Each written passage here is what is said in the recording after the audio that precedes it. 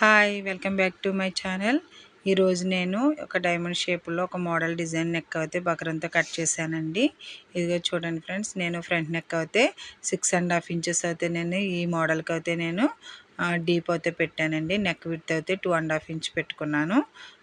ఈ మోడల్లో మనం 6 ఇంచెస్ నెక్ కావాలనుకుంటే ఇంకొక హాఫ్ ఇంచెస్ అది డిజైన్ కోసం అయితే మనం మార్కింగ్ చేసుకోవాలి. 5.5కి రౌండ్ వచ్చేలాగా మిగిలింది మనకి ఈ షేప్ వచ్చేలాగా అయితే మనం 1.5 ఇంచ్కి అయితే నేను ఇది డ్రా చేసి కట్ చేశానండి. ఈ మోడల్ నెక్ అయితే చాలా బాగుంది డ్రెస్ టాప్కి. ఇలా మనం నెక్ అనేది బకరం పీస్ మీద ముందుగా రెడీ చేసుకుంటే షేప్ అనేది చాలా బాగా వస్తుందండి. ఫ్రంట్ నెక్కి బకరం వేసినప్పుడు లుక్ అయితే చాలా బాగుంటుంది.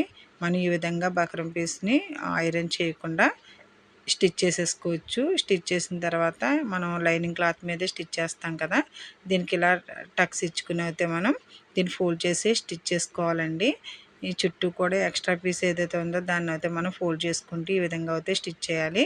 ఇది స్టిచ్ చేసేసిన తర్వాత డ్రెస్కి అయితే మనం మిడిల్లో టక్ పెట్టుకుని దీన్ని యాజ్ ఇట్ ఈస్గా మిడిల్లోకి ఒక స్టిచ్ అయితే వేసుకుని తర్వాత బ్యాక్ సైడ్కి అయితే టర్న్ చేసుకోవాలి. ఇది రైట్ సైడ్ అయితే మనం పెట్టుకోవాలండి. చూడండి ఫ్రెండ్స్, నేను డిజైన్ చుట్టూరు ఎలా స్టిచ్ చేస్తున్నానో ఈ వీడియోలో చూడండి.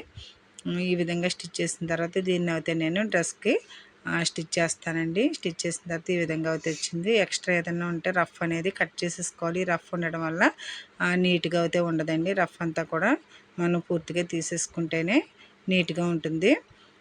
Thank you friends. మా వీడియో మీకు నచ్చినట్లయితే మా ఛానల్ని సబ్స్క్రైబ్ చేయండి, లైక్ చేయండి. ఇంకొంతమందికి రీచ్ వెళ్ళేలా అయితే రికమెండ్ అయ్యేలా మా ఛానల్ని సబ్స్క్రైబ్ చేసుకోండి.